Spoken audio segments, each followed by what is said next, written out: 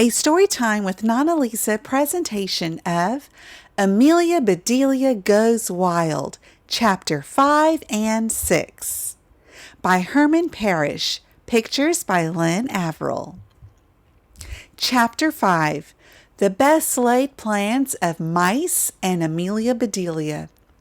The next morning was bright and sunny. Amelia Bedelia's father had to leave for work earlier than usual for an important meeting. He kissed Amelia Bedelia and her mother goodbye and ran out the door.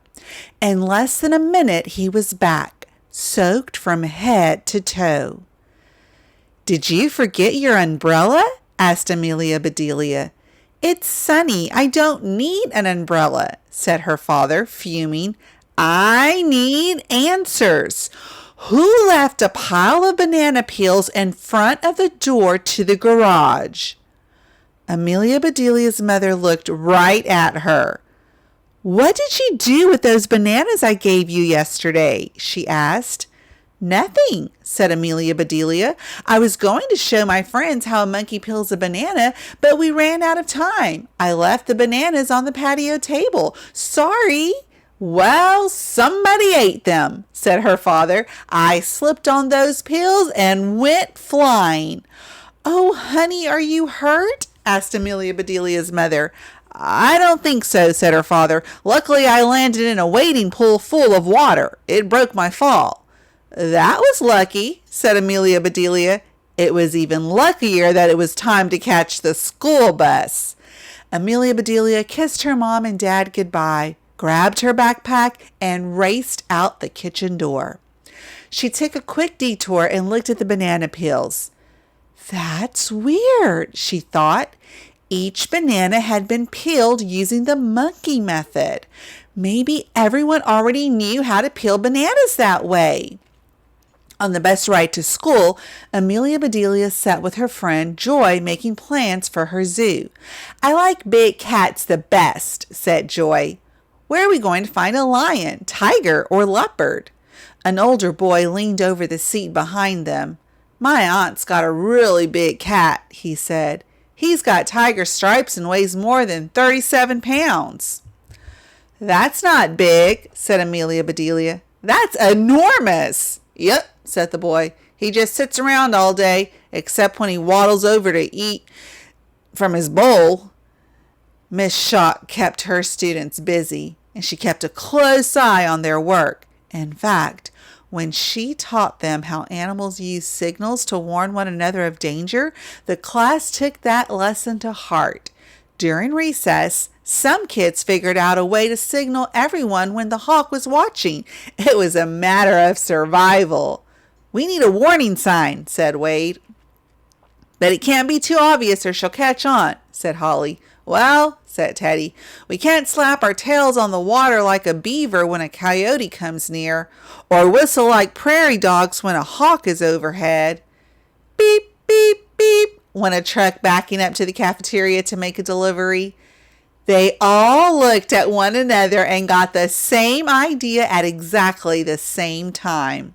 Whoever spotted the hawk closing in would say, "Beep," as loudly as they dared.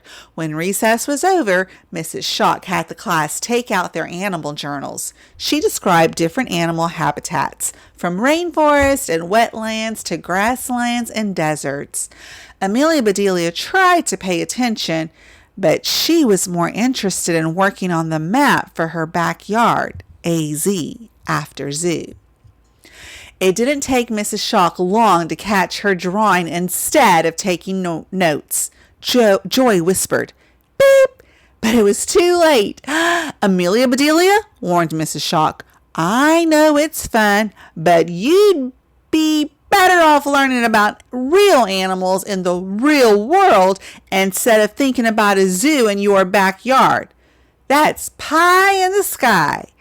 Amelia Bedelia wanted to hear how a pie could stay up in the sky, but she knew that now was not the time to ask. At lunch, Suzanne tried to explain.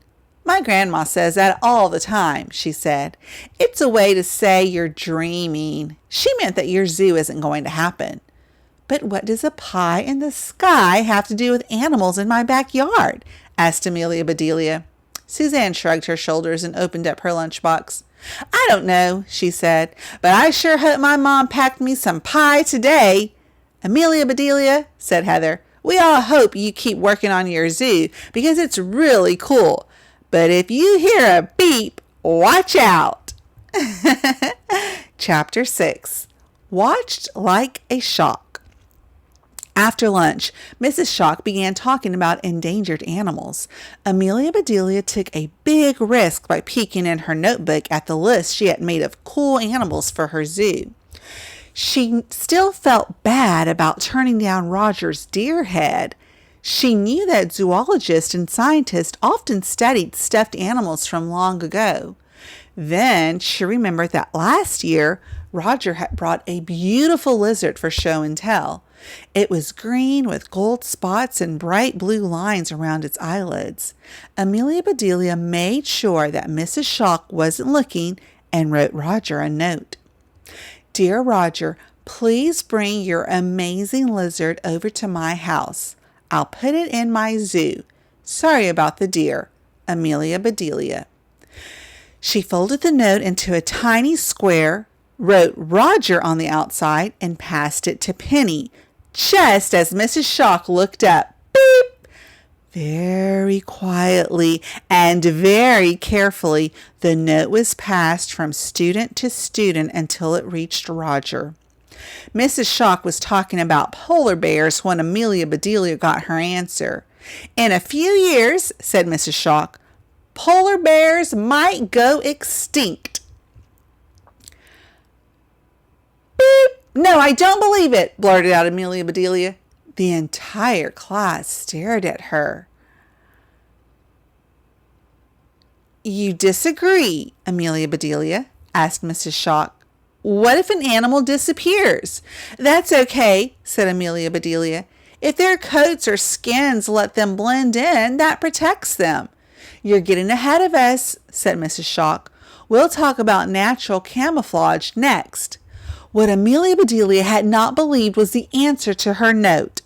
Amelia Bedelia, my lizard was a gecko named Georgie. He died.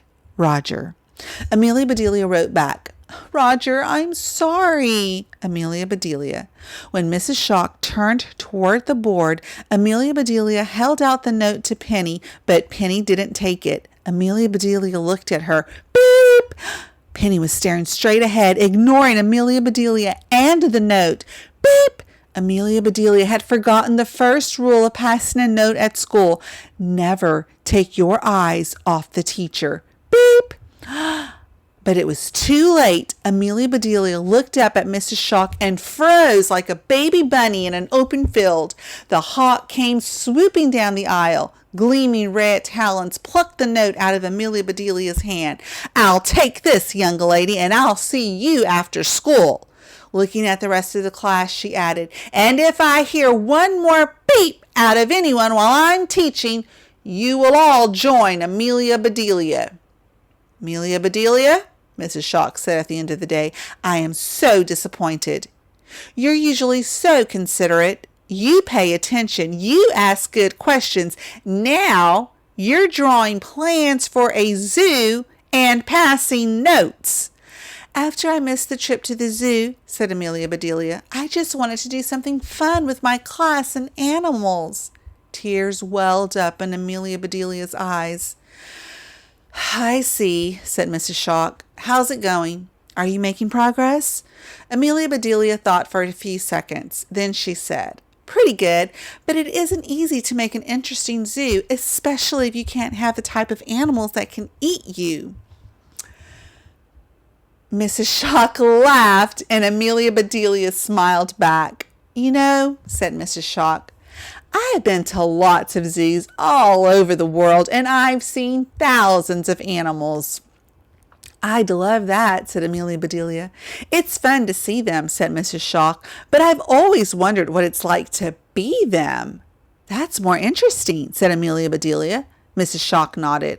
Pay more attention in class and you might get an idea for your zoo. She handed the note back to Amelia Bedelia. I promise, said Amelia Bedelia. In my class, said Mrs. Shock, you can keep your head in the clouds as long as your feet are on the ground. Getting in trouble and staying after school meant that Amelia Bedelia missed her bus, so her feet were definitely on the ground. As she waited on the bench out front for her mother to pick her up, she thought about her zoo, her friends, and what Mrs. Shock had said. She looked up at the sky. She could never look at clouds without seeing animals in them. Today, she spotted an entire zoo overhead. A hippopotamus drifted by a rhinoceros, chasing a cheetah away from a gazelle.